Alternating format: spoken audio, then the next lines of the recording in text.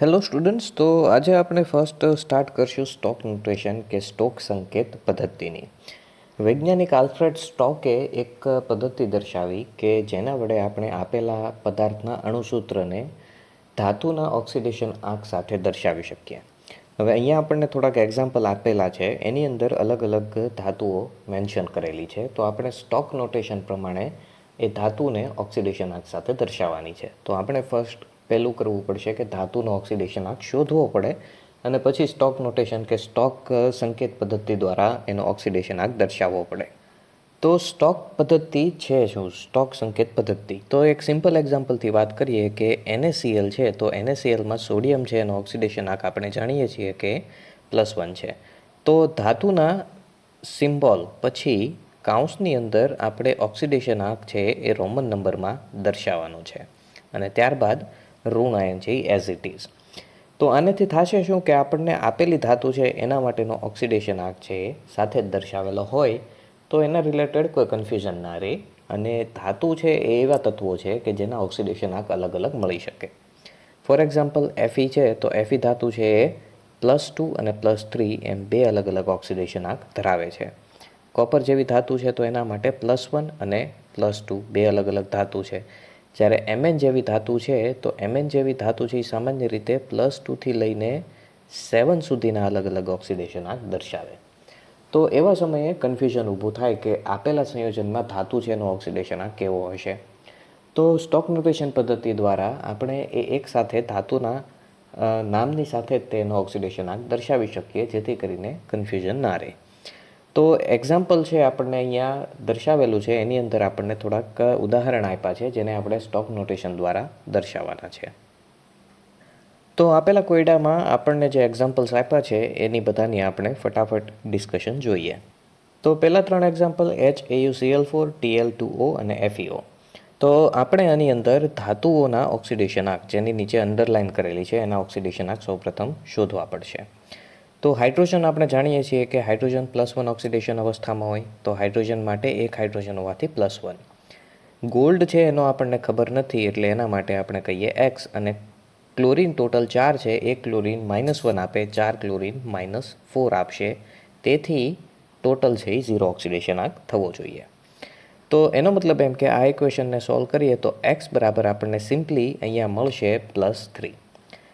કેમ કે હાઇડ્રોજન છે એનો +1 હોય અને ગોલ્ડનો +3 હોય તો ટોટલ 4 ક્લોરીન -4 આપે અને ટોટલ +4 -4 0 થાય, તેથી ગોલ્ડનો હશે +3. તો સ્ટોક નોટેશન પ્રમાણે આપણે ધાતુના નામની પછી કાઉન્સ કરીને રોમન અંકમાં ધાતુનો ઓક્સિડેશન આંક દર્શાવવાનો છે અને ત્યારબાદ બાકીનું જેમ સ્ટ્રક્ચર છે એમનું એઝ ઇટ ઇઝ. તો સ્ટોક નોટેશન પ્રમાણે અહીંયા થશે HAu3Cl4. સિમિલરલી એ જ રીતે આપણે Tl2O માટે વાત કરીએ તો અહીંયા ઓક્સિજન છે એનો ઓક્સિડેશન આંક હશે -2. એનો મતલબ એવો થયો કે બે ધાતુના અણુઓ ભેગા થઈને +2 ઓક્સિડેશન અવસ્થા આપતા હશે, તેથી તટસ્થ અણુ મળે. +2 -2 0 થાય. તો બેનો +2 હોય તો એકનો +1 થશે, એટલે અહીંયા થશે Tl2 ઓક્સિડેશન આંક +1 છે એટલે 1O.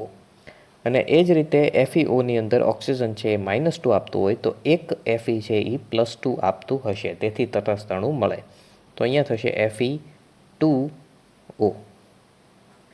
ત્યારબાદ છે Fe2O3, CuI અને CuO. તો Fe2O3માં 3 ઓક્સિજન છે, એક ઓક્સિજનનો -2, તો 3 ઓક્સિજનના ટોટલ -6. તો ઓક્સિજન તરફથી -6 હોય તો Fe તરફથી ટોટલ +6 હોવો જોઈએ, તો અણુ તટસ્થ બને. હવે બે Feનો +6 હોય તો એક Feનો +3 હશે. તો Fe માટે ઓક્સિડેશન આંક છે અહીંયા +3. તો અહીંયા થશે Fe2O3. હવે CuIમાં આઈનો ઓક્સિડેશન આંક આપણે નિયમોમાં વાંચ્યા પ્રમાણે કે હેલોજન્સ છે એ ધાતુ સાથે કે અન્ય સંયોજનો સાથે સામાન્ય રીતે -1 ઓક્સિડેશન આંક આપે. તો આયોડિનનો -1 હોય તો કોપરનો અહીંયા +1 હશે. તો અહીંયા આપણું સ્ટોક નોટેશન કે સ્ટોક સંકેત પદ્ધતિ છે Cu1I. અને CuOની અંદર ઓક્સિજન છે એ -2 ઓક્સિડેશન અવસ્થામાં હોય તો કોપર છે એ +2માં હશે, એટલે કે અહીંયા કોપર છે +2માં હોવાથી Cu2O થશે. અને લાસ્ટ બે એક્ઝામ્પલ છે MnO MnO2. સો ઓક્સિજન છે એ -2 ઓક્સિડેશન અવસ્થામાં હોવાથી MnOમાં -2 વીજભાર ઓક્સિજન તરફથી તો Mn તરફથી +2 હોવો જોઈએ, એટલે સ્ટોક નોટેશન પદ્ધતિ Mn2O. અને MnO2ની અંદર 2 ઓક્સિજન હોવાથી ટોટલ ઋણ વીજભાર -4 હશે, એટલે એક Mn છે +4 આપશે, એટલે અહીંયા થશે Mn4O.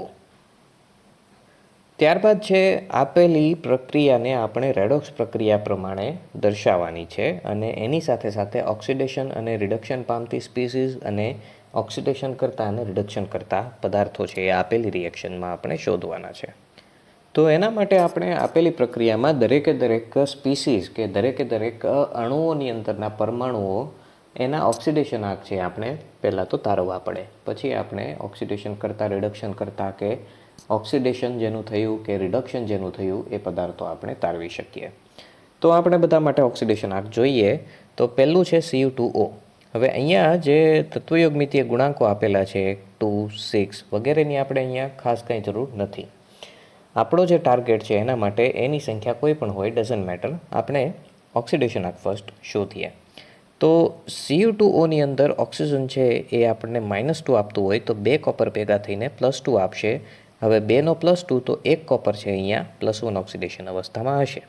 તો Cu2Oમાં કોપર છે એ +1માં છે, ઓક્સિજન છે એ -2માં છે. એ જ રીતે Cu2Sમાં પણ સેમ થશે કે સલ્ફર છે એ -2 આપે છે, એટલા માટે 2 કોપર ભેગા થઈને +2 આપશે, એટલે કે 1 કોપરનો હશે +1. તો Cu2Sમાં કોપરનો +1 છે, સલ્ફરનો -2 છે. ત્યારબાદ છે કોપર ધાતુ પ્રક્રિયામાં નિપજ બાજુ આપણને કોપર ધાતુ મળી છે, અને ધાત્વિય અવસ્થામાં હોવાથી એનો ઓક્સિડેશન આંક 0 હશે. અને લાસ્ટમાં છે SO2.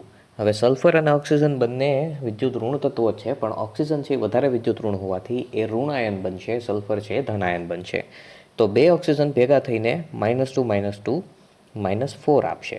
તેથી એક સલ્ફર તેને તટસ્થ કરવા માટે +4 ઓક્સિડેશન અવસ્થામાં હશે, એટલે કે ઓક્સિજનનો -2 વીજભાર જ હશે એક ઓક્સિજનનો, અને સલ્ફરનો હશે +4. હવે એક વાત અહીંયા મગજમાં આપણે એ રાખવાની છે કે અહીંયા ઉપર આપણે જે કોઈ પણ વીજભારો દર્શાવેલા છે એ દરેક તત્વોના કુલ નથી, પણ એક તત્વના છે. એટલે કે ફર્સ્ટ એક્ઝામ્પલમાં 2 કોપર છે તો બંને કોપરનો +1 થઈને ટોટલ +2 હશે, એટલે કે આપણે અહીંયા જે દેખાડ્યું છે એ માત્ર એક કોપરનો વીજભાર છે. સેમ એ જ રીતે અહીંયા એક સલ્ફરનો વીજભાર છે, અહીંયા એક ઓક્સિજનનો વીજભાર છે. તો હવે અહીંયા આપણી પાસે કયા તત્વો છે? તો આપણી પાસે છે કોપર, ઓક્સિજન અને સલ્ફર, 3 અલગ તત્વો છે. તો દરેકના ઓક્સિડેશન આંકમાં પ્રક્રિયા પહેલાં અને પછીનો ફેરફાર આપણે જોવાનો છે. તો કોપર માટે જ પ્રક્રિયા પહેલાંનો ઓક્સિડેશન આંક છે +1 બે અલગ કોપર છે, બે +1 ઓક્સિડેશન અવસ્થામાં જ છે. અને પ્રક્રિયા પછીનો ઓક્સિડેશન અવસ્થા છે એ એક જ કોપર આપણને મળે છે જે 0 ઓક્સિડેશન અવસ્થામાં છે. ઓક્સિજન છે એ પ્રક્રિયા પહેલાં -2 ઓક્સિડેશન અવસ્થામાં છે, જે પ્રક્રિયા પછી પણ -2માં જ રહી છે. અને સલ્ફર છે એ પ્રક્રિયા પહેલાં -2 ઓક્સિડેશન અવસ્થામાં છે, જે પ્રક્રિયા પછી +4 અવસ્થામાં આવ્યું. તો અહીંયા આપણે જોઈ શકીએ છીએ કે ઓક્સિજન માટે કોઈ ઓક્સિડેશન આંકનો ફેરફાર નથી, એટલે કે એણે રેડોક્સ પ્રક્રિયામાં ભાગ લીધો નથી. હવે જે આયનો સામાન્ય રીતે રેડોક્સ પ્રક્રિયા દરમિયાન વીજભાર ચેન્જ નથી કરતા કે ઓક્સિડેશન આંકનો ફેરફાર નથી દર્શાવતા, તેને પ્રેક્ષક આયનો કહેવાશે. પ્રેક્ષક એટલે એ માત્ર આપણે જે રીતે શો કોઈ ચાલુ હોય કે સિનેમા કે મૂવી ચાલુ હોય એમાં આપણે એઝ અ પ્રેક્ષકો મૂવી જોતા હોઈએ, એની જેમ એ પ્રક્રિયામાં ભાગ નહીં લે પણ તટસ્થીકરણ માટે અવેલેબલ હશે. તો કોપર માટે ઓક્સિડેશન આંક છે એક ઘેટો. હવે ઘેટો છે તો એ પ્રક્રિયા છે રિડક્શન પ્રક્રિયા કહેવાશે, અને કોપર છે એ ઓક્સિડેશન કરતા પદાર્થ તરીકે વર્તશે. અને સલ્ફર છે એના માટે ઓક્સિડેશન આંક -2 થી +4 થયો, એટલે વધ્યો છે, એટલે એની પ્રક્રિયા છે એ ઓક્સિડેશન પ્રક્રિયા થઈ છે અને એ રિડક્શન કરતા તરીકે વર્તશે. તો ઇન શોર્ટ અહીંયા આપણે દરેક તત્વોના ઓક્સિડેશન આંક છે એ ચેક કરવાના છે કે પહેલાં અને પછી કોના ઓક્સિડેશન આંકમાં ફેરફાર થયો. જેના ઓક્સિડેશન આંકમાં ફેરફાર થયો એ આપણા રેડોક્સ રિએક્શનના મૂળભૂત તત્વો કે પદાર્થો કે પ્રક્રિયકો હશે. અને એમાંથી જેનો ઓક્સિડેશન આંક વધ્યો એનું ઓક્સિડેશન થયું હશે અને એ રિડક્શન કરતા પદાર્થ તરીકે વર્ત્યું હશે, અને જેનો ઓક્સિડેશનાંક ઘટ્યો એનું રિડક્શન થયું હશે અને એ ઓક્સિડેશન કરતા પદાર્થ તરીકે વર્તશે. હવે આપણે નેક્સ્ટ ડિસ્કશન કરવાની છે રેડોક્સ પ્રક્રિયાઓના પ્રકારો વિશે. તો અહીંયા આપણે આગળ ઘણી અલગ અલગ પ્રક્રિયાઓ છે, એમાંથી અમુક પ્રક્રિયાઓની આજે આપણે લેક્ચરમાં ડિસ્કશન કરીશું, બાકીની નેક્સ્ટમાં. તો એમાંથી ફર્સ્ટ છે સંયોગીકરણ પ્રક્રિયા. હવે સંયોગીકરણ પ્રક્રિયાનું એક સામાન્ય ઇક્વેશન અહીંયા આપણને દર્શાવેલું છે કે કોઈ એક પ્રક્રિયક એ અને કોઈ એક પ્રક્રિયક બી બંને ભેગા થઈને સી નિપજ આપશે. તો ફર્સ્ટ ઓફ ઓલ તો અહીંયા થયું છે શું એની આપણે સામાન્ય રીતે વાત કરીએ. હવે સંયોગીકરણ પ્રક્રિયા છે એ રેડોક્સ પ્રક્રિયાનો ભાગ છે એવું નથી. સંયોગીકરણની પ્રક્રિયાઓ છે એ રેડોક્સ પ્રક્રિયા સિવાય પણ આપણને મળી શકે. તો રેડોક્સ પ્રક્રિયાના એક ભાગમાં સંયોગીકરણ પ્રકારની પ્રક્રિયાઓ પણ આવે છે એવું આપણે કહી શકીએ. અહીંયા દર્શાવેલી પ્રક્રિયા માત્ર એક જ ટાઈપની પ્રક્રિયાઓ માટે લાગુ પડે એવું નથી. તો અહીંયા સંયોગીકરણ પ્રક્રિયામાં ઇન શોર્ટ થાય છે એવું કે આપણી પાસે કોઈ એક તત્વ એ અને કોઈ એક તત્વ બી છે, એ બંને ભેગા થઈને એક જ નિપજમાં રૂપાંતરિત થશે, નિપજ સી. એટલે કે બે અલગ અલગ પદાર્થો છે એ બંને એકબીજામાં મિશ્ર થઈને નવી નિપજ આપશે. એમાંથી કોઈ પણ જાતનો પદાર્થ અલગ નહીં પડે અને કોઈ પણ જાતનો પદાર્થ છે એ એક પદાર્થ દૂર થઈને બીજો પદાર્થ જોડાય એવી પરિસ્થિતિ નહીં થાય. ટૂંકમાં કહીએ તો કોઈ પણ જાતનો પદાર્થ અલગ નથી થતો, બંને પ્રકારની પ્રક્રિયકો મિશ્ર થઈને એક જ નિપજમાં પરિવર્તિત થાય છે. હવે અહીંયા જો આ પ્રક્રિયાને આપણે રેડોક્સ પ્રક્રિયા બનાવવી હોય તો એ અને બી બંને તત્વ સ્વરૂપમાં હોવા જોઈએ. હવે તત્વ સ્વરૂપમાં કદાચ કન્ફ્યુઝન હોય તો એની ઓલરેડી ડિસ્કશન અધર યુનિટ્સમાં થઈ જ ગયેલી છે, છતાંય વાત કરી લઈએ કે આપણે પિરિયોડિક ટેબલમાં કોઈ પણ એક તત્વ સિલેક્ટ કરીએ, ફોર એક્ઝામ્પલ ઓક્સિજનની વાત કરીએ, તો ઓક્સિજનનું જે સામાન્ય તાપમાને જે સ્વરૂપ ઓક્સિજન પરમાણુઓ ધરાવતું હોય એને આપણે એનું તત્વ સ્વરૂપ ગણવાનું. એટલે કે ઓક્સિજનનું તત્વ સ્વરૂપ છે એ થશે O2, ડાયઓક્સિજન અણુ. એ જ રીતે કાર્બન માટે તત્વ સ્વરૂપ ગણાય છે કાર્બનનું ગ્રેફાઇટ સ્વરૂપ. હાઇડ્રોજન માટે તત્વ સ્વરૂપ ગણાય છે હાઇડ્રોજનનો H2 અણુ. ક્લોરિન માટે તત્વ સ્વરૂપ ગણાશે Cl2 અણુ.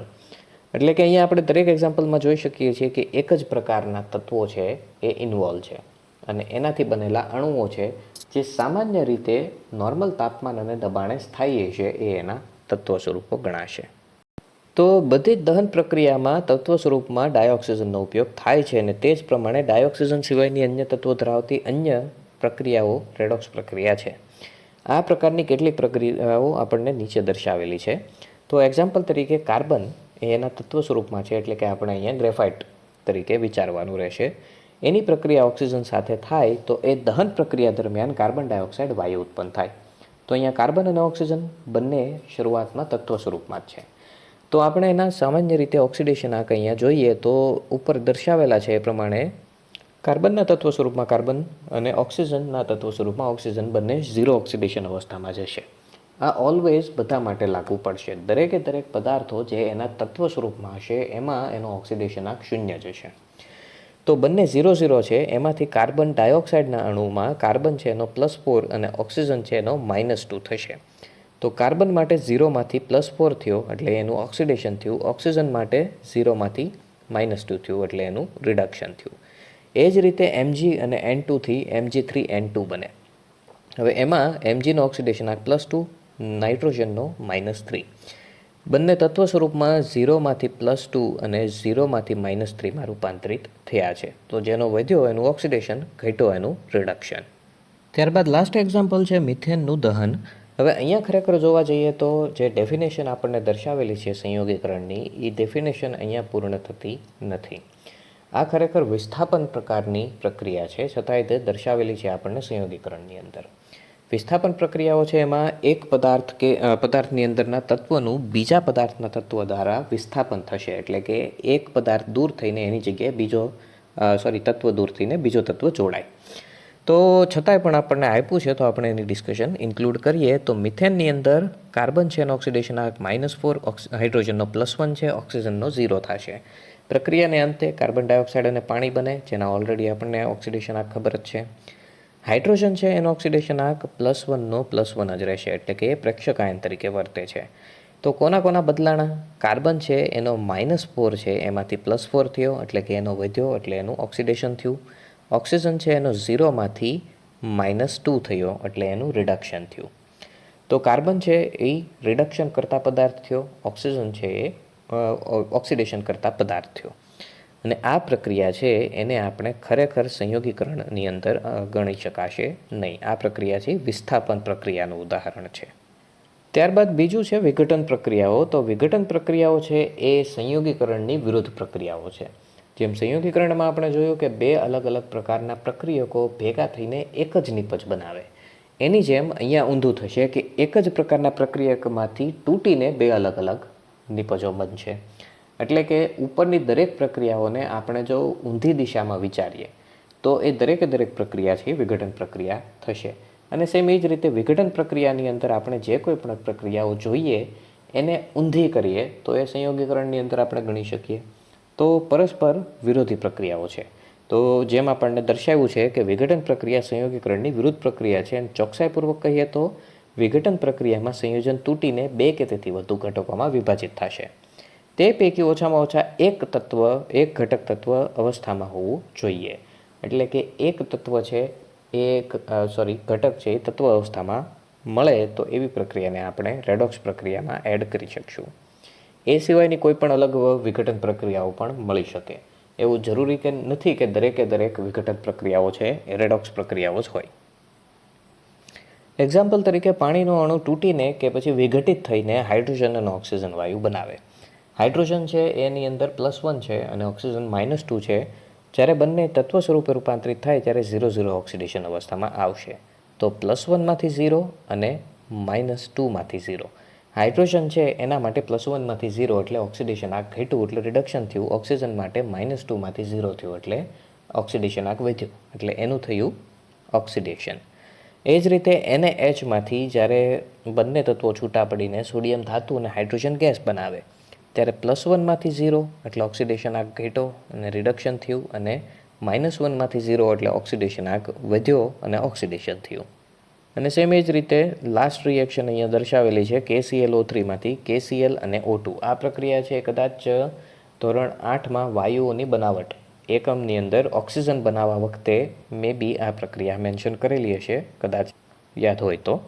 અહીંયા પ્રક્રિયામાં KClO3ની અંદર ઓક્સિડેશન આંક આપણે ફર્સ્ટ તો વેરીફાઈ કરી લઈએ. અહીંયા આપણને દર્શાવેલા જ છે, આપણે છતાંય ચેક કરવું છે. તો ટોટલ 3 ઓક્સિજન છે, એક ઓક્સિજનનો -2 હોય તો 3નો ટોટલ -6 થશે. એક પોટેશિયમ છે, પોટેશિયમનો ઓક્સિડેશન આંક +1 જ હોય અને એક જ છે એટલે કુલ +1. તો તટસ્થીકરણ માટે ક્લોરીન છે એનો +5 હોવો જોઈએ જેથી કરીને ટોટલ +6 અને -6 0 થાય. તો ક્લોરીનનો +5 છે. પ્રક્રિયા પછી KCl બને છે જેમાં Kનો +1 Clનો -1 છે. ઓક્સિજન છે એનો 0 બને છે. તો હવે અહીંયા આપણે કોના ઓક્સિડેશન આંક ચેન્જ થયા એ જોઈએ. તો પોટેશિયમ માટે પ્રક્રિયા પહેલાં +1 અને પ્રક્રિયા પછી પણ +1 જ છે. તો એ પ્રેક્ષક આયન છે એ રેડોક્સ પ્રક્રિયામાં ભાગ લેતું નથી. ક્લોરીન છે એનો +5માંથી -1 બન્યો છે. તો ટોટલ 6 પોઈન્ટ ઓક્સિડેશન આંકમાં ઘટાડો થયો છે. એટલે એનો ઓક્સિડેશન આંક ઘટ્યો એટલે એનું થયું રિડક્શન. ઓક્સિજન માટે -2 છે એમાંથી 0 થયો છે એટલે એનો 2 પોઈન્ટ ઓક્સિડેશન આંક વધ્યો એટલે એનું થયું ઓક્સિડેશન. તો અહીંયા K છે એ પ્રેક્ષક આયન છે જેનો ઓક્સિડેશન આંક ચેન્જ થતો નથી. જેમ ઉપર મિથેનની પ્રક્રિયામાં હાઇડ્રોજનનો ઓક્સિડેશન આંક ચેન્જ નહોતો થતો. અને સાથે જેમ અગાઉ વાત કરીએ એમ કે દરેક વિઘટન પ્રક્રિયાઓ છે રેડોક્સ કેટેગરીમાં આવતી નથી. બટ રેડોક્સ કેટેગરીની અંદર એક પ્રકાર વિઘટન પ્રક્રિયાનો પણ આવે છે. તો અહીંયા આપણને એક્ઝામ્પલ આપ્યું છે એવી પ્રક્રિયાનું જે વિઘટન પ્રક્રિયા તો છે પણ રેડોક્સ પ્રક્રિયા નથી. કેલ્શિયમ કાર્બોનેટને જ્યારે આપણે ગરમ કરીએ ત્યારે એક કેલ્શિયમ ઓક્સાઇડ અને કાર્બન ડાયોક્સાઇડ ઉત્પન્ન કરે છે. હવે આપેલી પ્રક્રિયા છે એ રેડોક્સ પ્રક્રિયા છે કે નહીં એ આપણે ચેક કરવાનું છે. તો અહીંયા ફર્સ્ટ ઓફ ઓલ આપણને જે મેન્શન કરેલા છે તત્વો માટે આપણે જોઈએ કે ઓક્સિડેશન અવસ્થામાં કેવો ફેરફાર થાય છે. તો કેલ્શિયમ છે એનો +2 છે પ્રક્રિયા પહેલાં, પ્રક્રિયા પછી પણ એનો +2 જ છે. કાર્બન છે એનો +4 છે જે પ્રક્રિયા પછી પણ +4 જ છે અને ઓક્સિજનનો -2 છે એ પ્રક્રિયા પછી પણ -2 જ છે.